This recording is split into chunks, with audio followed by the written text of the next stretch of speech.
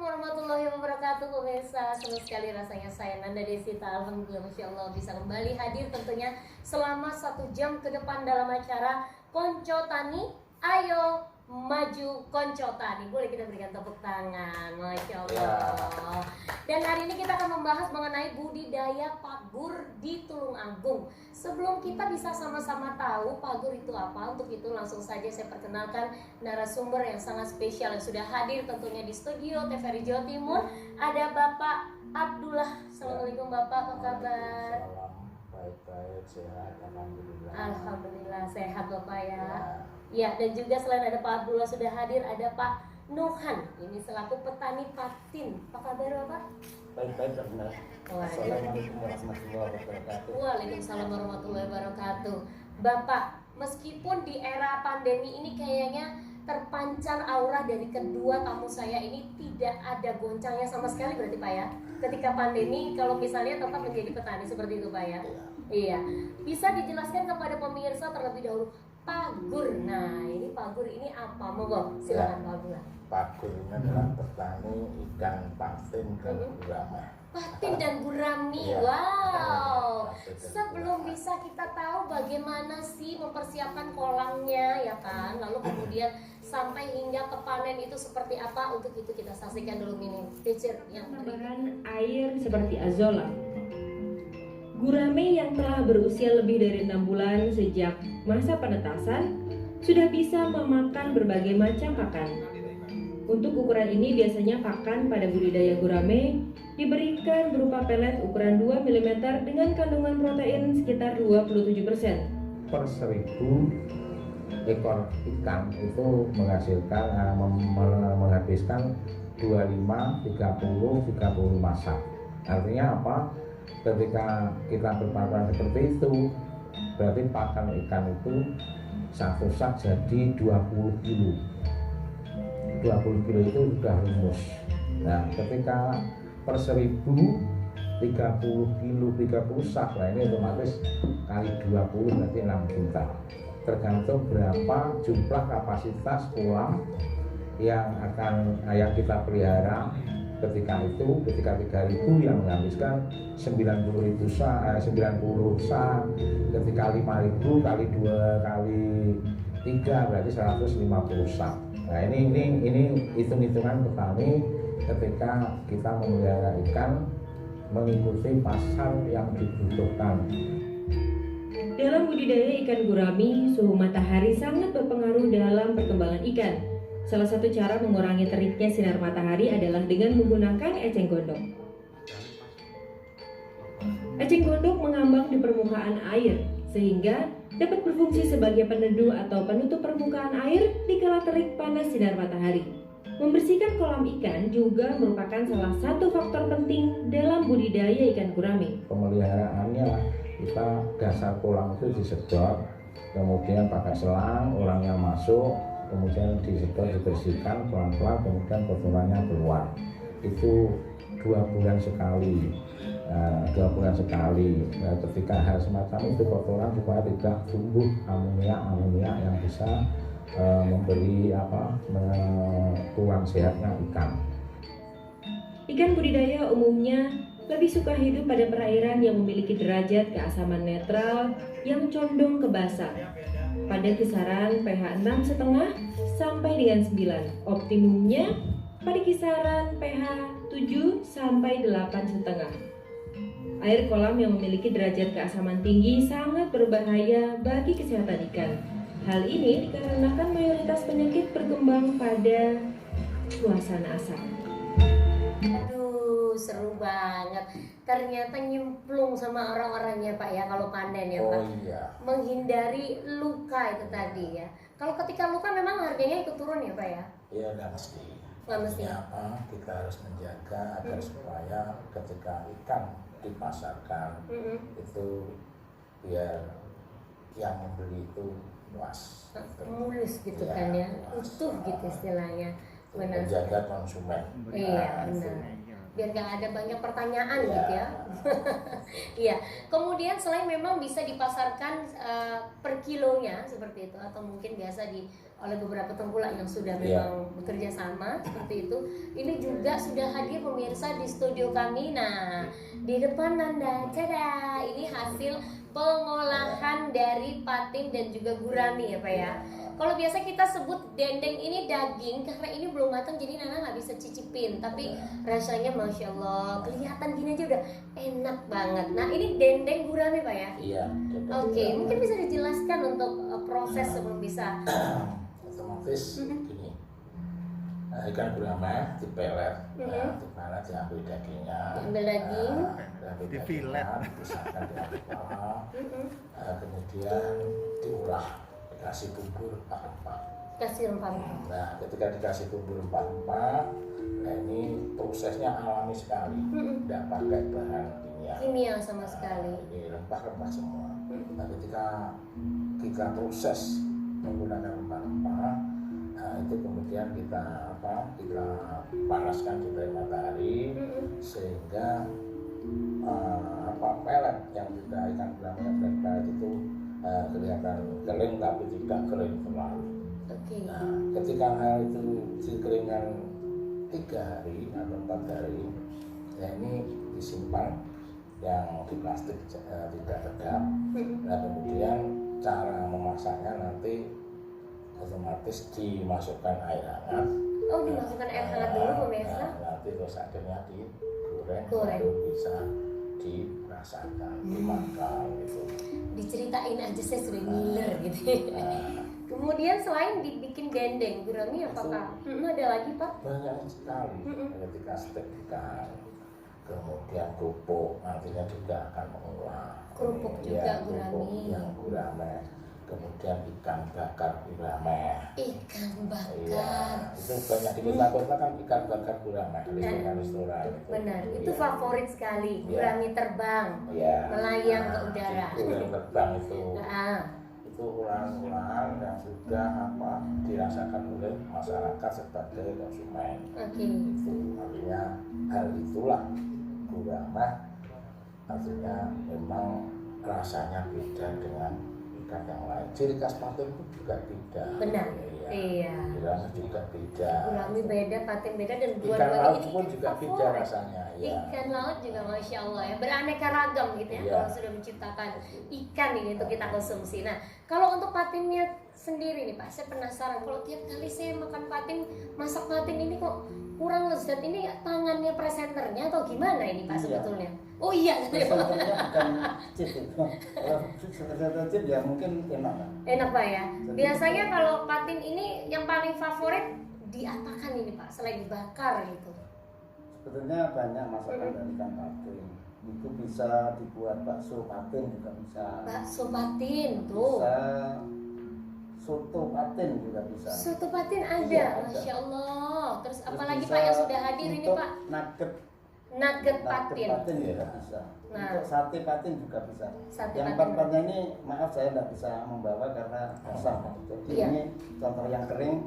Untuk yang crispy kulit, Mbak Nanda bisa rasakan itu. Enak. Jadi sudah matang, Pak. Saya mau rasakan sih Pak matang, tapi kenapa teman-teman belum buka gitu Pak ya? Jadi ini sengaja presenternya nggak boleh gitu kan Pak.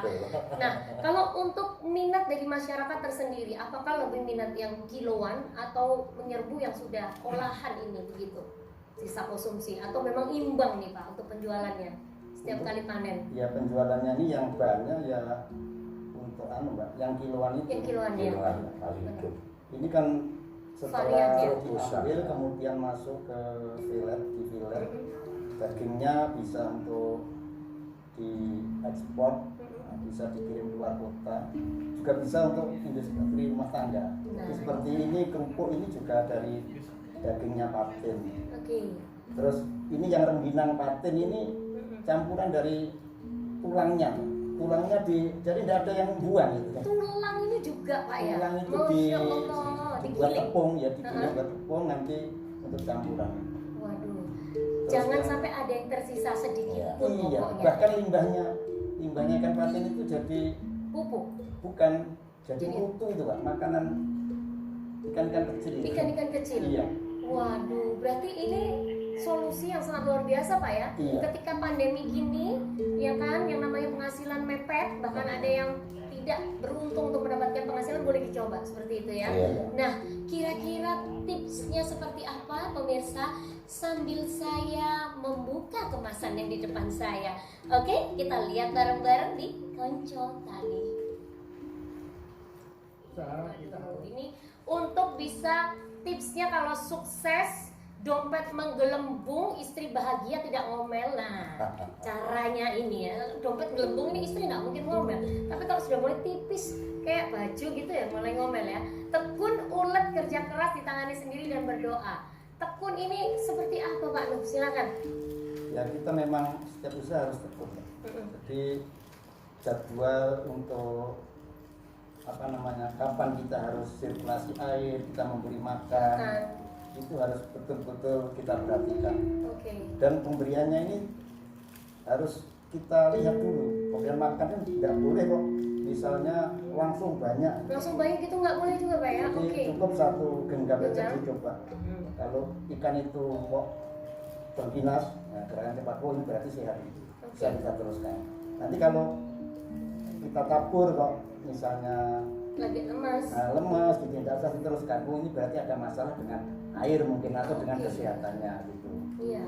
Jadi tekunnya itu Pak ya. Uletnya ini. Uletnya? Nah, kita usaha ini memang banyak tantangan. Benar. Saya memulai jadi petani ikan ini sejak tahun 99, jadi sudah 21 tahun. Masya Allah, 21 ini, tahun. Iya, tantangannya betul-betul luar biasa. Pernah satu kolam tuh habis sama sekali, pernah. Gagal panen Pak ya? Gagal panen. Itu karena hama, penyakit atau seperti Ya apa? karena kita lalai referensinya kurang. Jadi katanya orang, kalau gini kasih ini. Nah, jadi nuruti katanya ini tadi Pak ya? Coba akhirnya ya itu gagal. Makanya kita harus mempunyai sains untuk pelihara ikan patin ini supaya risiko kematiannya kecil ya. Iya. Begitu ya, itu kalau ulet, jadi memang harus juga ulet. kita kadang menghadapi ini Pak, harga pakan terus tinggi naik, terus nanti penjualan rendah. Itu gimana Pak untuk bisa menanggulangi? Ya untuk menanggulangi itu kita telusuri pakan ini kan macam-macam toko itu, adanya harganya fluktuatif itu, ada yang ini kita cari yang harganya paling murah tapi yang bagus tapi kualitasnya sama, cuma harganya yang paling murah di mana ya. Terus yang ini yang pedagang ini kadang-kadang kan juga harganya rendah. Untuk menanggulangi itu kadang-kadang masanya ini yang kita perpanjang Pak. Jadi kalau misalnya 5 bulan gitu ya, 1 hari diberi makan 2 kali, cukup 1 kali saja. Puasa dulu Sambil ya kan ini menunggu, naik gitu ya. Gitu. Sambil menunggu harganya stabil. Seperti itu. Kemudian setelah ulet harus kerja keras itu tadi. Iya. Tidak ada yang mengkhianati hasil ya memang ya. Kerja kerasnya. Nah sebelum kita menuju ke ditangani sendiri ya, presenter nggak boleh cawe-cawe nih, langsung ditulis ditangani sendiri ya. Abdul, bagaimana? Silakan kita akan putarkan. Cuman mic-nya ngomong masuk ya. Kasih mic ini. Sudah ada ya, kalau begitu saya saja. Niat mencintai loh pemirsa ya, ikan itu juga makhluk hidup, jangan kapok dan berdoa. Niatnya ini sebesar apa ini Pak untuk bisa menjadi seperti sekarang ini? Memang dari kita berpikiran untuk memelihara budidaya ikan, itu harus ada niat. Niat dalam arti memelihara, karena apa? Ikan itu hidup, apalagi yang ikan hidup. Niat ini akan menghasilkan sesuatu ketika apa yang kita kerjakan, ini betul-betul memahami. Karena apa? Karena niatnya sudah berniat untuk memelihara. Ini yang harus perlu digarisbawahi. Karena apa? Segala bentuk pekerjaan tanpa diniati mustahil akan berhasil. Niat sama nafsu ini beda tipis oleh Pak ya. Karena kalau nafsu ngelihat nafsunya ini kayaknya ngelihat penghasilannya, gitu. Beda sama niat gitu kan. Itu harus bagi saya harus dikedepankan. Niat. Karena segala bentuk usaha apapun tanpa niat sama kegagalan mungkin di depan mata, tapi ketika kita sudah niat segala bentuk sesuatunya kita akan menjadi tidak beban untuk melakukan. Tidak putus asa juga seperti itu ya. Kemudian berikutnya setelah niat yang dikedepankan mencintai. Wah, ini seperti apa? Suatu rangkaian, artinya suatu rangkaian ketika sebagai pertanyaan ini tentunya ada apapun. Ini ketika niat sudah ada, nah, ini tanpa dicintai, ikan itu dipelihara, dicintai. Bagaimana memberikan makanan, bagaimana pola makan, bagaimana mengganti air. Nah, ini tanpa dicintai kita kan malas untuk melakukan. Tapi ketika kita mencintai, nah ini seakan-akan kita sama seperti keluarga, seperti istri. Nah, itu tak perlu dicintai. Nah, itu dicintai itu hal-hal yang sudah layak harus kita lakukan, sama perumpamannya dengan kita sesama manusia. Nah, itu. Tapi ingat ya pemirsa, meskipun dicintai terus jangan nggak dipanen gitu ya, terlalu cinta gitu. Jadi maksudnya Bapak seperti itu, kita harus benar-benar tahu, benar-benar menyayangi, tidak hanya asal kasih makan, ganti air, ayo panen buruan gitu, nggak seperti itu ya. Kita juga harus berinteraksi. Ketika kita mencintai, membeli apa kebutuhan makan, ketika akan dijual, Masya Allah. nah ini kan sehat ya apa Pak ya? artinya kita itu seperti sudah apa sinabung mulai rezeki akhir badi, seperti itu Pak. Jadi kayaknya berkahnya itu lebih berasa begitu Pak ya. Oke, jadi seperti itu pemirsa. Dan kesimpulannya nih Pak, dari semua tips yang memang sudah dihadirkan, mungkin ada beberapa tambahan ini Pak, selain memang niat benar mencintai, jangan pernah kapok, dan berdoa itu adalah yang paling utama.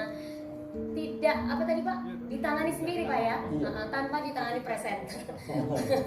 Seperti itu. Jadi benar-benar harus dipegang sendiri, jangan terlalu pasrah begitu istilahnya. Mungkin ada tambahan untuk para petani yang gagal lagi. Nah ini harus seperti apa? Mohon silakan, khususnya untuk Gurami dan Patin. Makanya hal-hal tersebut harus kita ingat ketika siapapun menjadi petani budidaya ikan. Nah, ini semua tidak ada yang pandai, ya, tidak ada yang apa sudah bertahun-tahun. Ya, mungkin sama, saya dengan Rai sama. Nah, 97 sudah mulai. Nah ini 97 menekuni petani ikan gurame. Nah ini artinya tidak semulus apa yang kita bayangkan. Nah oleh sebab itu yang terpenting jangan kapok. Tidak boleh kapok. Karena apa? Liku-liku pekerjaan itu pasti ada. Nah, itulah yang harus menjadi pegangan kita. Agar supaya hal-hal tersebut bisa tutup. Karena apa? Karena tahun ini dengan tahun yang akan tidak sama. Nah, ketika harga ya dari tergantung pasar. Nah, ketika pasar artinya hukum pasar, kalau barangnya banyak pasti ada, itu pasti. Nah, ini hukum pasar. Ketika barangnya kurang pasti naik. Itu sudah pola apa perdagangan di Indonesia. Karena apa? Karena selalu bebas. Artinya bebas yang menguasai dan masyarakat bagaimana berpikirnya, itu tergantung situasi kondisi ekonomi. Benar. Itu. Ya. Seperti itu yang perlu garis bawahi. Bagaimana dengan Pak Nur? Ini sebelum kita memulai untuk budidaya ikan patin, ini paling tidak ada 6 hal ini yang harus kita perhatikan. Jadi rekan-rekan pemirsa, ini kalau ingin memulai, tolong referensi masalah ilmu 6 ini harus diperhatikan. Yang pertama mengenai pembuatan kolangnya bagaimana, yang kedua mengenai pemilihan benih, yang ketiga penebaran benih, yang keempat pemberian makan, yang kelima pemeliharaan, terus yang keenam adalah penanganan masalah hama dan penyakit. Insya Allah kalau itu diperhatikan, kemungkinannya akan berhasil. Jadi 6 itu jangan sampai ada yang terlewatkan ya Pak ya, jangan sampai terlompati, dan bagaimanapun kita kembalikan lagi ke atas begitu Pak ya, kalau memang rezeki ya, apapun itu setelah mencintai makhluknya, insya Allah Allah akan mencintai dompet. Waduh, kok agak benar saya hari ini ya. Dan tentunya pemirsa, karena Ya, seharusnya saya masih banyak Pak yang ingin saya tanyakan begitu ya. Tapi karena waktu juga yang membisikkan kita. Sekali lagi untuk para pemirsa, untuk para petani pemula, hanya satu yang tidak terkena namanya pandemi ya, hanya pertanian begitu Pak ya. Sebetulnya terkena Mbak. Terkena sedikit Iya, Pak ya. karena apa? Pakulinan sudah hidup di pedesaan. Oke. Akhirnya dampak tersebut ya imbas, tapi bagaimana lagi ya. Seperti itu ya, masih bisa survive, masih bisa senyum ini ya. Luar biasa, kita berikan tepuk tangan untuk narasumber saya yang sangat spesial yang sudah memberikan ilmu tentunya. Dan untuk itu karena waktu juga yang memisahkan kita, saya Nanda Desita. Kita berjumpa lagi tentunya di next episode hanya ada di Konco Tani. Ayo maju Konco Tani, jangan di belakang aja. Assalamualaikum warahmatullahi wabarakatuh. Waalaikumsalam. Selamat sore. warahmatullahi wabarakatuh.